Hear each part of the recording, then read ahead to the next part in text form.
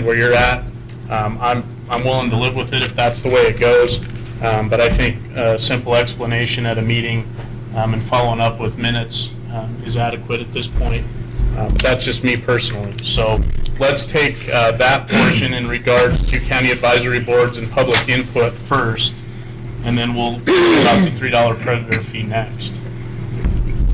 Chairman Drew, I'd also add that the written comments back to the cabs is limited to when you go against a cab recommendation on a quota setting or a season setting. It's not all matters that come before the commission, and I think it will be incumbent upon the commission that if this passes, we make a motion that clearly states why we didn't go forward with a recommendation from the cab in that county, so that the record's clear, so that it runs in efficiently as manner. That's just going to be incumbent upon us at the meetings to do that if this goes through. I'd also add, I think, because we were at the workshop, I think everyone needs to understand how these amendments to AB 78 came about. Correct me if I'm wrong. We were talking about the bill that was going to put the department as a division. The amendments were talked about modifying that bill with the cab component and the predator fee. It couldn't go into that Senate bill, so it came into AB 78. So while this may not be a perfect process, the legislative process isn't perfect, and people may be wondering how this came about, or is this really the best thing you want? I think you have to understand, when we were at the legislature, we were getting, the initial proposal was to turn the department into a division. That came off of that, but there was things that the sponsors and other supporters of that bill wanted to see with respect to cabs and predator management fee, and that's how this came about in AB 78. So I think you have to keep that context in mind when you're looking at these amendments, whether or not you want to support them or not support them, given how they came about during the legislative process. Right. No, it's a great point. And I think to the point you made in terms of, articulating our positions on seasons, quotas, and bags, again, I guess that's why I would say an explanation in my mind would suffice, because I think that sets that expectation without having gone through the extra step of writing it up. But that, again, is my 2 cents. Comment out of the commission from Elko in regards to the cab and public component? Okay. Any comment in Las Vegas from the commissioners in regards to the cab and public participation component?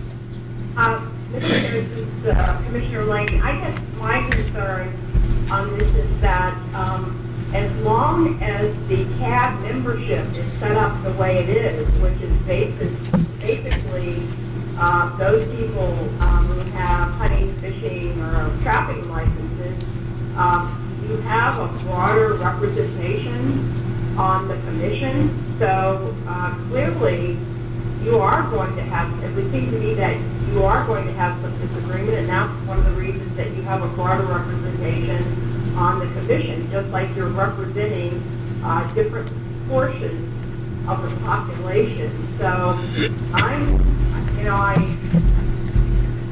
guess I don't have a major problem with this, but it does seem to me that codifying something which I think should be a part of regulations, not statute. Okay. Any other commissioner comment or discussion? Vegas or up here? Go ahead, Dave. All right. So, I agree. Commissioner Johnston mentioned a long time ago that the language has been was very tight with regards to the cab involvement. It was season settings and quotas is really what it. So I have no problem with opening that up and clarifying what we already have been doing, which is take input on any wildlife-related issue that we manage. So I don't have any issues or concerns there. I think that's it's time to make that clear. The written comment back, I'm not sure. I kind of like the thought of making it clear on the record, but to do the actual written comments back seems heavy. It seems a little burdensome, and I'm not sure what we're going to be able to say in writing that we haven't put on the record already that's going to make it better. the fact that they got an acknowledgement letter, is that really what this is all about, is getting an acknowledgement of some kind? Or is there something else that we're trying to address that really isn't being taken care of through the process of our deliberations and stuff? So I'm definitely more inclined to support, making, doing a better job of making our reasonings or justifications for our votes more clear. Is really makes more sense to me. Any additional commission comment or discussion on the cab component of AB 78? Mr. Chairman. Commissioner Moran? Thank you. I think the reason that this came up in here, or was put in here originally, was that there was sentiment out there that the commission, on occasion, did not listen to the CAB's recommendations. And so that's why this thing came forth. And I think in order to make that clear, I think the intent of this language may be that the commissioners, if they know they're going to have to provide a written explanation of the commission's decision, they may either make it a different decision, or they may have a tendency to listen to the CABs more. So since that it seems to be an issue, I do not have a problem with having a written explanation if that would clear things up for the CABs. Okay. Additional comment? All right. Seeing none. Is anyone ready to make a motion?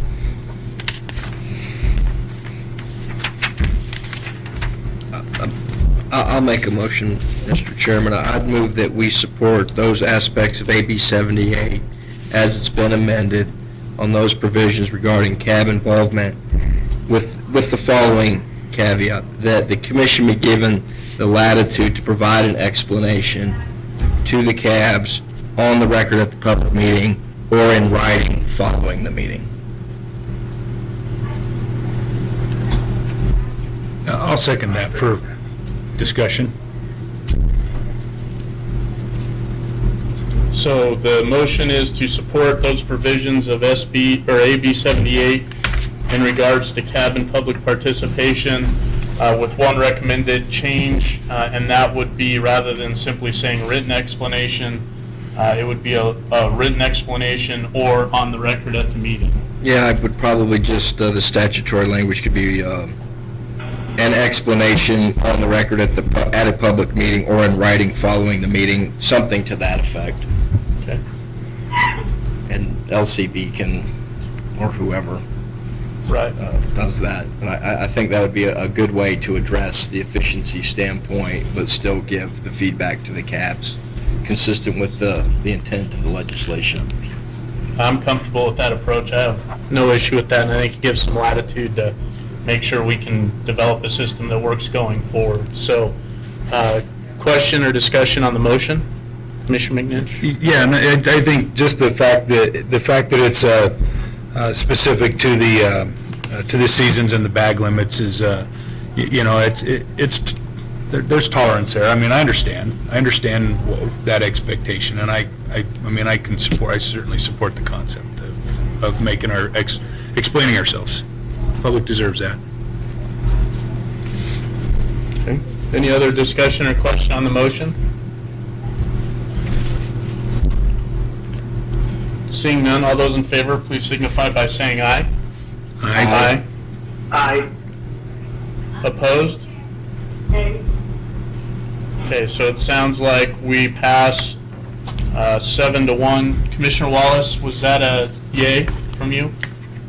Yes, it was. Okay, so we're 7-1 with Lane, the dissenting vote on the cab portion of AB 78.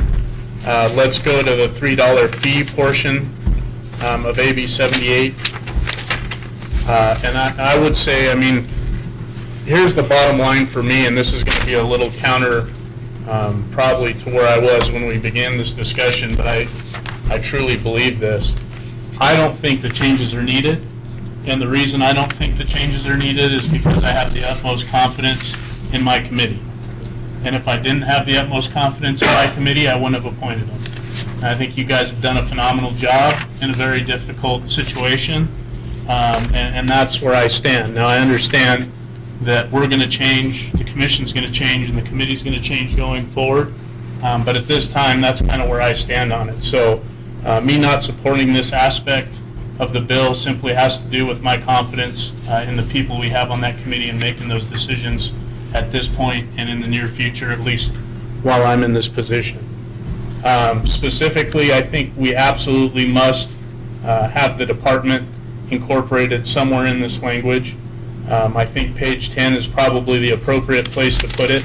I think personally it was probably oversight when the bill was developed, but there is no doubt that we shall first consider recommendations of the department in addition to everyone else. And in regards to the 80%, I agree. I think that's a little high. I think that's the percentage we're going to go with because the bill sponsor and amender feels that that's where things need to be. But I do think we need to clarify exactly where that money is coming from and what it's based off of. And I think 80% of the current year expenditures makes a lot more sense than the previous year's income. So that's my 2 cents. Other commission comment?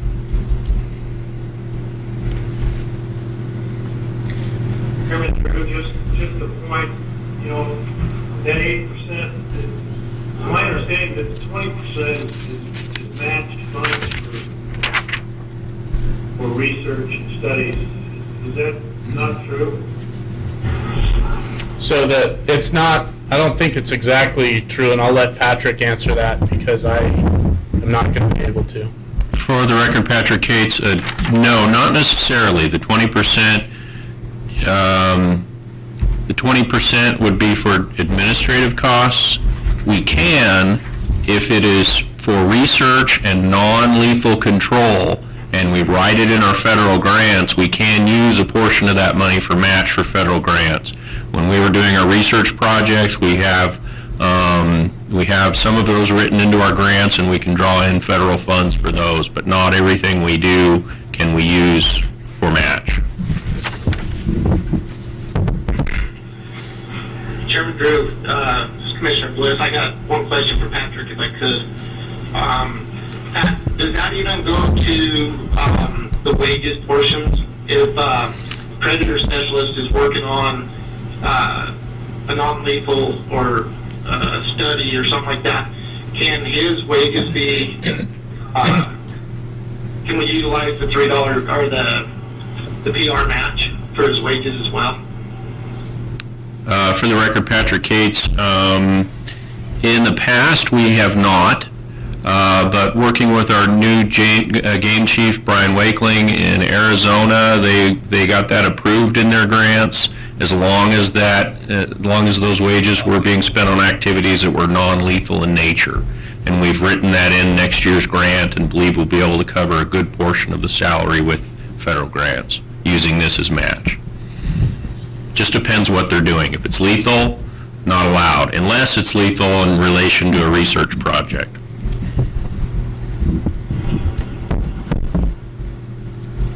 Commissioner McNitch?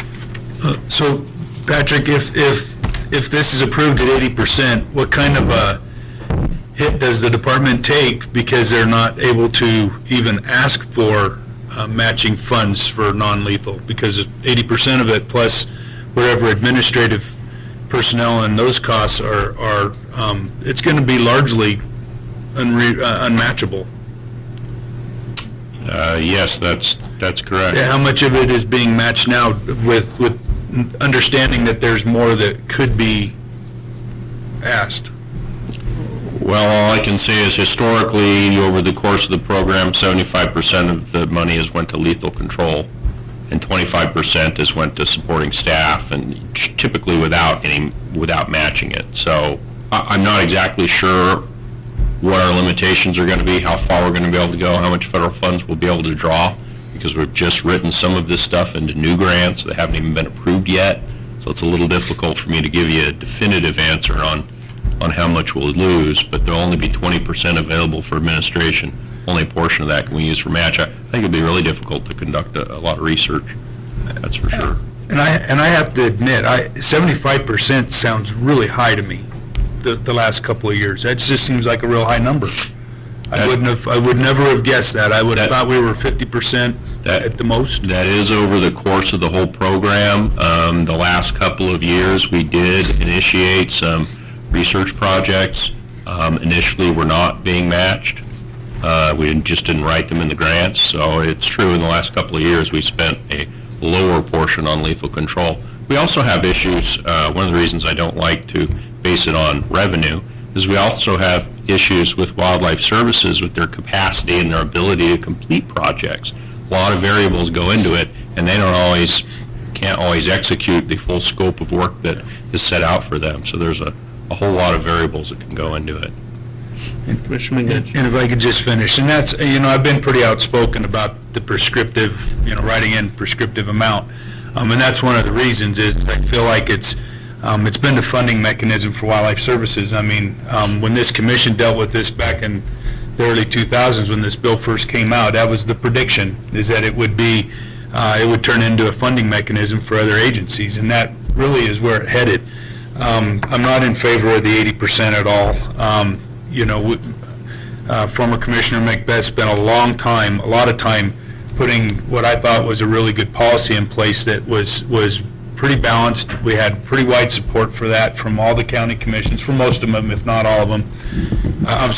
County advisory boards that really depended on the department to put together a plan based on science. It supported that concept with our input.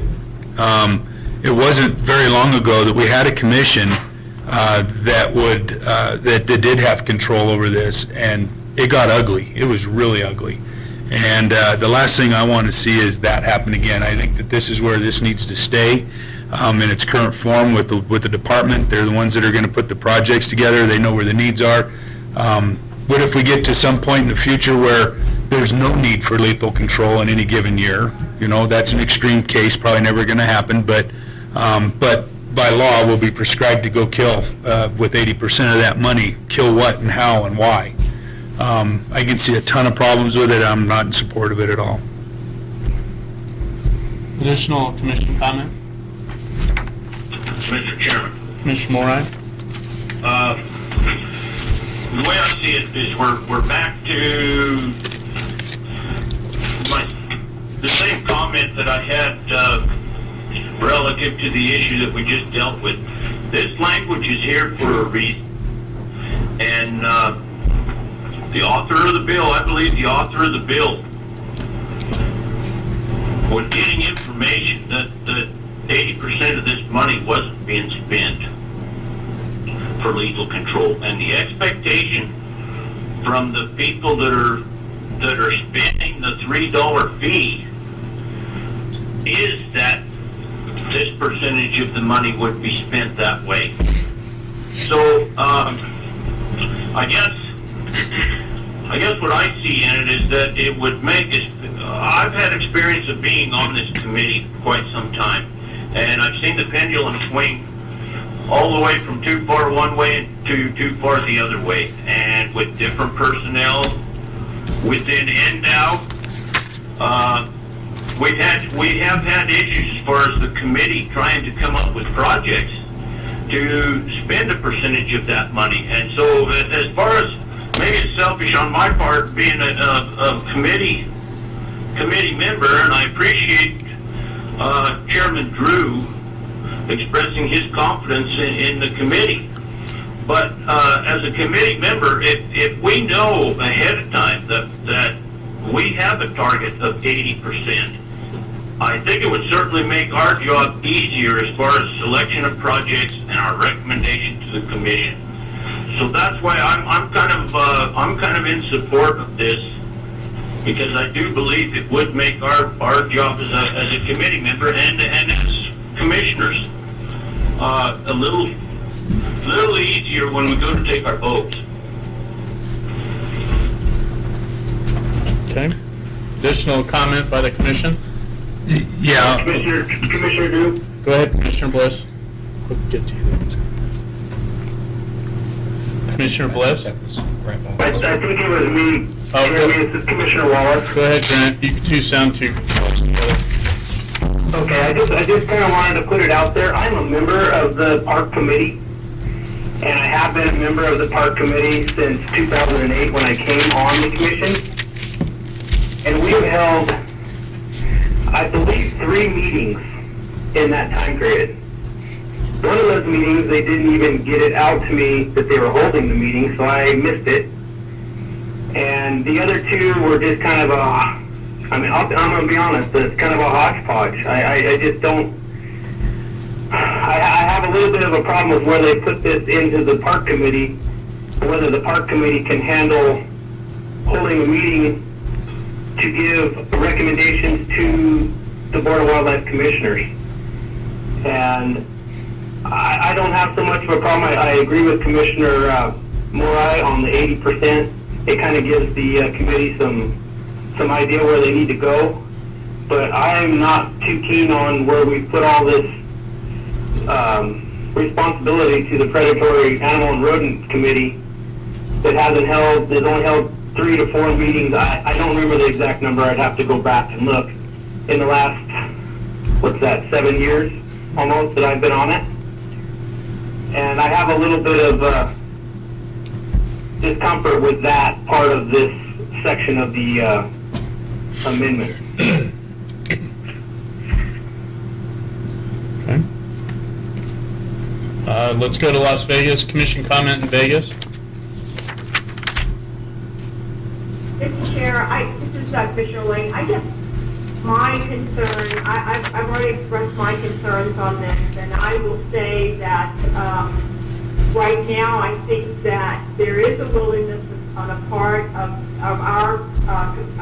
the commission committee to go with the 80% because there is only one urban member, and the rest of the members are from rural areas, and I understand their desire to move towards predator issues. But the fact of the matter is that, in the urban areas, there's less of a willingness to spend that money on total lethal predator issues. And this was one of the reasons that we had the discussions that we had last year when Commissioner Depp made the proposed changes, or not made the policy that he made on policy 23. So, I continue to be concerned about where this committee is going and these proposals that are trying to really limit the ability of the commission to look at this area, or more so for the department, because my understanding that this was a department plan that the commission only, had not guidance is not the word. I'm trying to see what the word is, but it doesn't necessarily improve it, but provides input into it. So I continue to be concerned about this portion of these changes. Okay. Additional commission comment? I have one, Chairman Drew. I understand, I hear a lot of the comments being made. I know when we were at the workshop, one of the items that we were trying to convey was let our process and our committee work through. It's new, the process is improving. That obviously did not convince the bill sponsor 100%, but it did convince the bill sponsor to some extent, because the original proposal was to take, I believe, 80% of the money and send it to the Department of Agriculture. I hear the concerns. We talked about how we were going to put this money and continue to put the money to on-the-ground lethal control. We talked to the bill sponsor. From a political standpoint, how this process works, I do not want to send the message back to the bill sponsor that we are not in somehow supportive of this bill as it's been amended, because this was part of our input. So I think we need to tread lightly before you come back and say, well, we don't support this. Because there's a lot of things in this bill, as amended, that we were talking that we did support.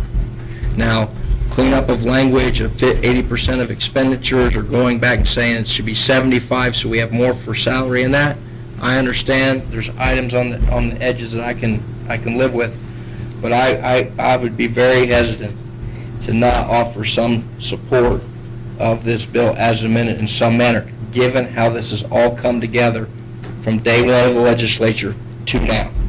And I know not everybody's been involved in it, and, you know, I haven't been to Carson nearly as many times as you, Chairman Drew, but I've been there enough during the process to see how this has kind of come about. And I think it would be a very bad message from this commission if we oppose this bill as amended, because I don't think such a position will be consistent with the positions we've taken with the bill sponsor throughout the legislative session. I think the bill sponsor, and I don't want to speak for him, but was pretty clearly understood that when we were engaged in the work group, that was our positions, and that did not represent the whole position of the commission. And so I have no problem articulating our position one way or the other coming out of this meeting today as far as that's concerned. But I understand what you're saying. I would just make the same statement that this individuals can't speak for this body, the body has to speak. I absolutely agree with that. I understand that. But the way the session is, the way we have to operate under the public or the open meeting law and different things like that creates dilemmas where people are at workshops, we're talking about different things, there's issues come up that need to be addressed. And, you know, we're talking about the process that's been put in place for the Predator Management Committee and what it was going to do. And I think the message, and I think that didn't need to be from the whole commission. I think that was what was in place. And I think that the bill sponsor was hearing that and believed that this bill models, to some extent, our concerns, addresses some of his concerns. And you know, I forget the saying, you know, legislation is like making sausage. You know, you don't want to see how it's made. You just get the end result. So I understand your concerns. I just want to express my comments. Understood. Commissioner McNish. Thank you, Mr. Chairman. So, you know, I understand. I'm hearing kind of what I'm hearing is do this or else type of thing. And I struggle with that because the primary reason I'm here is I hate it when we politicize wildlife issues. You know, it's a reality. It happens all the time. But I look at this. We're going to leverage this commission for something, and put the potential for waste of dollars on frivolous projects, for diversion of funding. Those are issues that this commission had to come and deal with here not too long ago. Those concerns, those issues, we had to report back with our public and with our legislators because of the way the money was being spent previously, which is similar to this. And I do see it as a potential conflict with Policy 23. We've gone against certain bills because of possible conflicts with existing policies. That policy, as it's written right now, introduces the concept of evaluating the need and projects and putting things in place. This has been very prescriptive. It says, well, that's nice, Policy 23. If you don't come up with enough projects, find some anyway.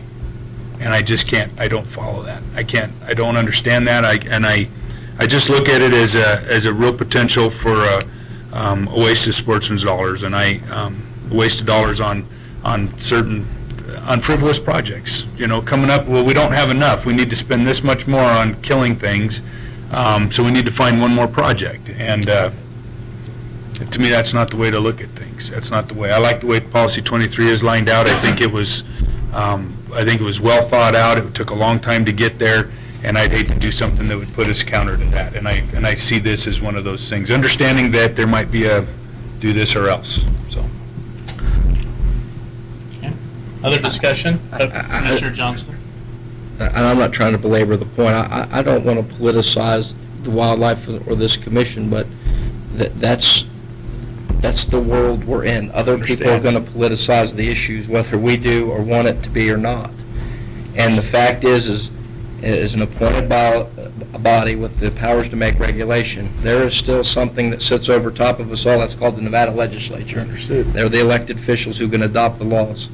And so there's got to be some recognition of that if they don't like what we're doing, it may be, as you said, you do this or else, and that may not be good for us, but, and I'm not suggesting the bill sponsor or any other legislator would hear from this commission and do something as a reaction to it. I'm just suggesting that everyone take into account how this has all come about and how we've gotten to this point today.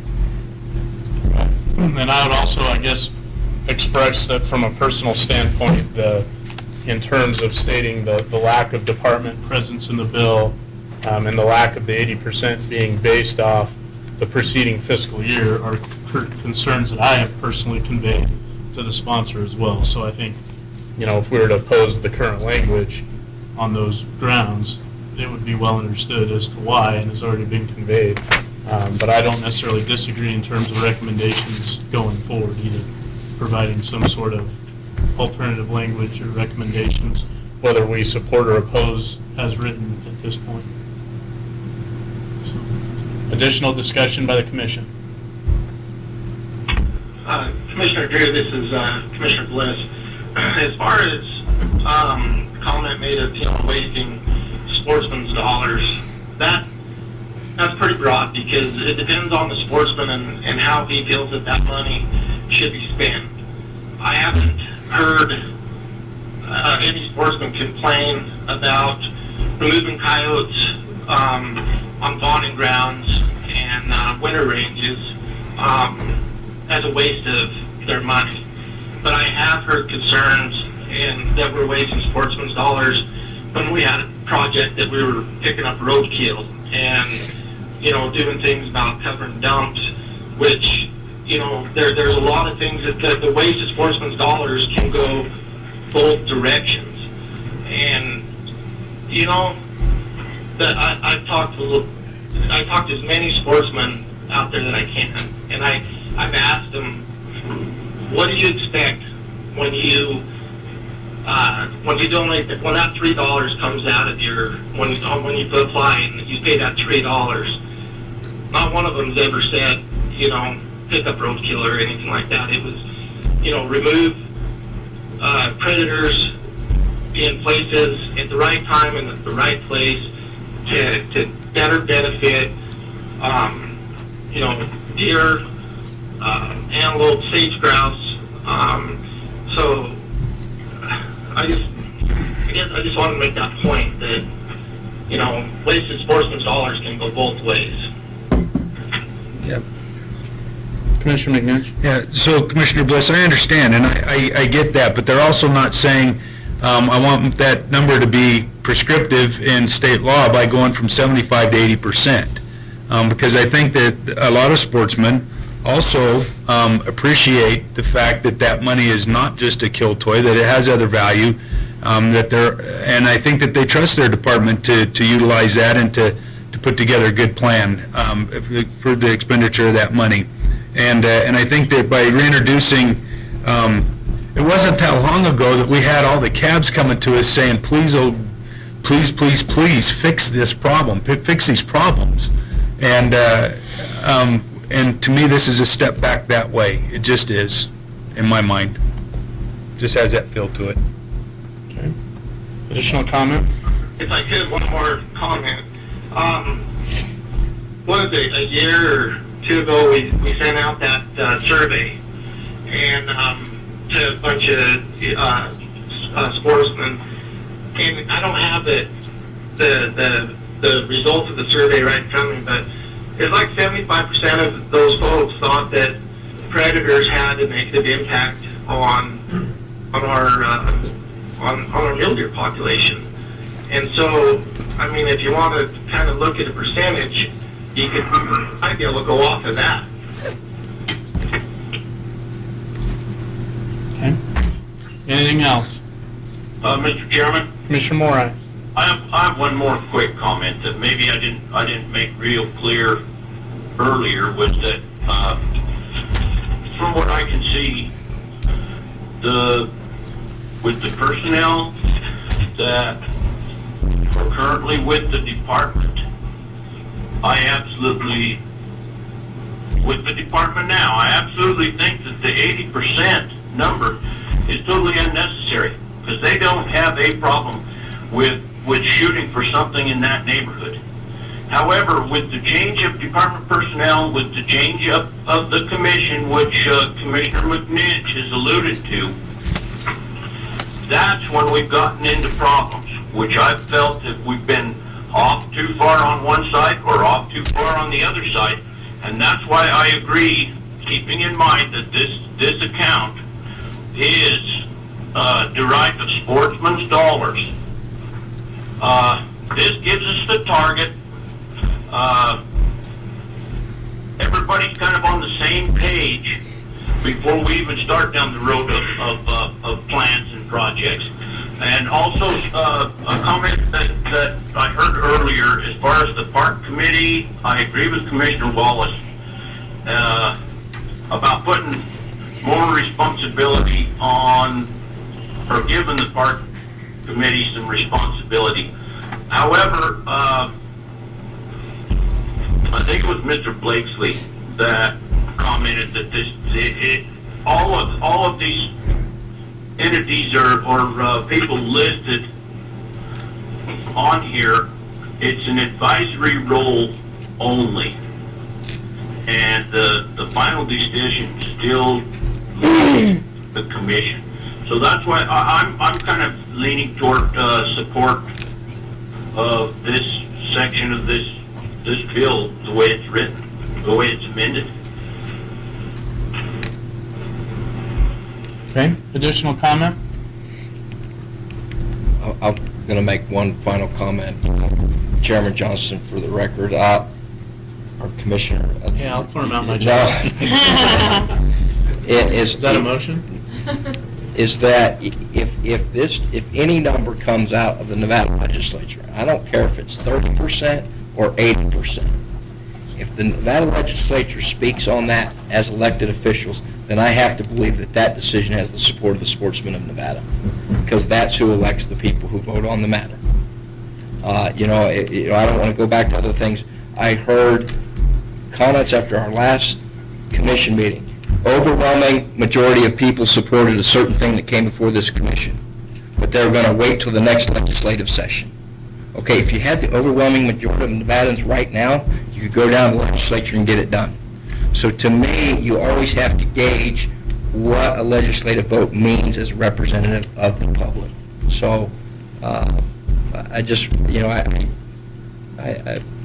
that's where I stand on this, and, I may not like the number. I see how it's coming about. I saw it come about through this legislative process, and, do I think it's needed? I don't, not where we're at now, but if that makes the sportsmen and the legislators happy and keeps this program within the department and this commission and us as the one developing the program, then that's something I'm willing to live with, other than seeing the alternatives that were proposed earlier in the legislative session. Yeah, and I wouldn't disagree with that when compared to the alternatives. I would say, Commissioner Moore, made 2 points that I'd like to talk about. One was that he supported the bill as amended, and I can't support the bill unless we have the department firmly seated in the process. That to me is a deal breaker, the way it's written now. And again, I don't think that was the intent, but that is the way the language reads. And then in terms of the percentage, I agree with Commissioner Johnston. I think that percentage is going to be set by the legislature one way or the other. But I think we need better understanding on what that percentage should be set on. And I think the preceding fiscal year presents some serious problems.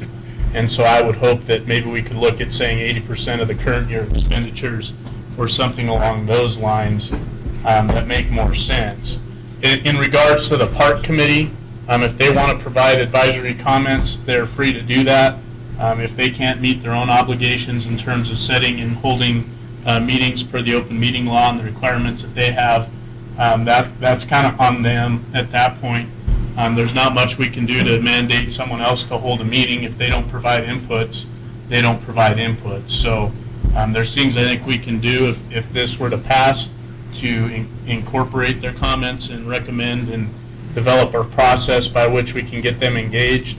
And as far as them holding meetings or not and how seriously they take that charge is going to be completely up to them. So with that, if there's no further discussion, I would entertain a motion. Yep.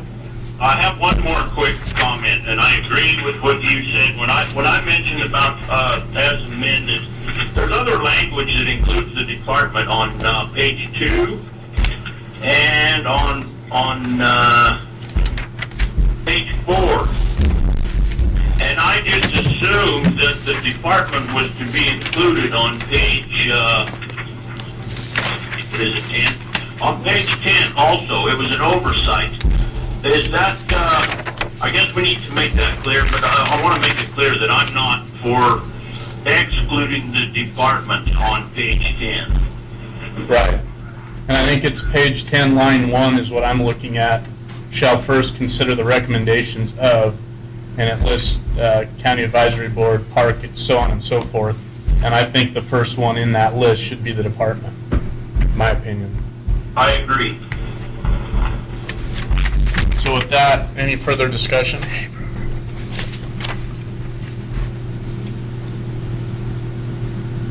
Anyone willing to take a stab at a motion? I'll give it a shot.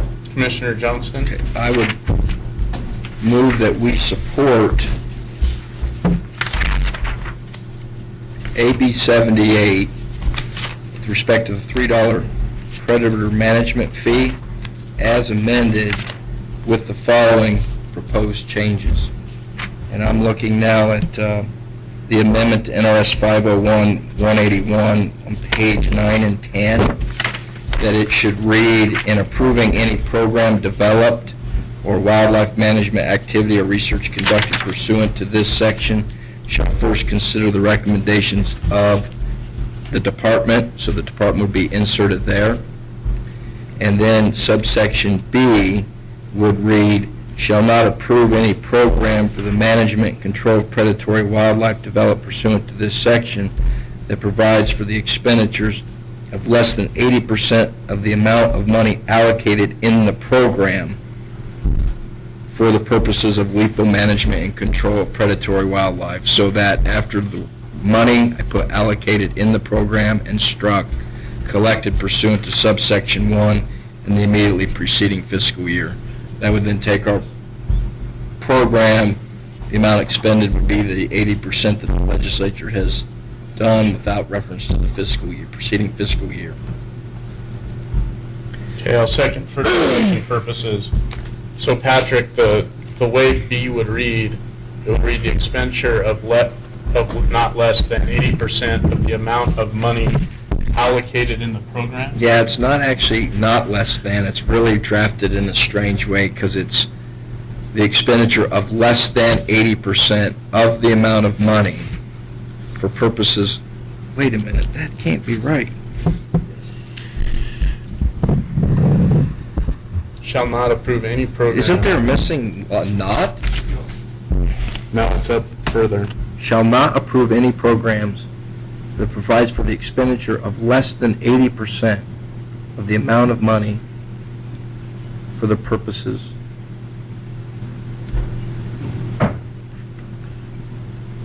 Okay, shall not approve a program where the expenditure is less than 80%. Only LCB could draft it that way. Okay, so my language was to keep that the same, but it's that it's 80% of the amount of money allocated in the program. So that when you take all your programs in any given year's program, 80% is going to go to lethal control programs. Allocated in the program for the current fiscal year? Well, you're going to have a program each year, and that's what that's referring to. So that's the way that's the way I read this, is this, we're talking about putting an annual program together. 80% of your expenditures in any program is to go to lethal management, so I would just say allocated in that program. keep it simple. I think that's essentially the same as approved expenditures. You know what, approved expenditures is probably better than my language, but I don't know. I think the concept is that we're not tied to the preceding fiscal year, but looking at what you're going to spend that year in that program. Okay. Seems like they're looking at program as the plan. Yes. Yeah. Okay. Any further questions or discussions on the motion?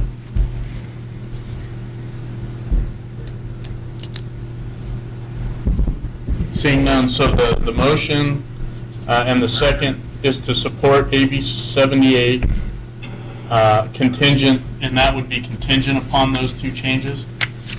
Or we would support it with those changes, yeah. Okay. So essentially, we're opposed to the current language. We support it if those two changes were made. Correct. Is everyone clear on that? Any further discussion?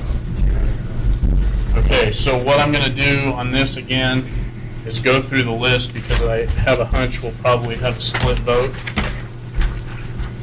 So I'm going to start in Las Vegas. Commissioner Valentine, Hey, was that a nay? yes. Yes. Commissioner Lane, Okay? Commissioner Bliss, Yes. Commissioner Morai, Yes. Commissioner Wallace, Yes. Commissioner McNinch, No. Commissioner Johnston, Yes.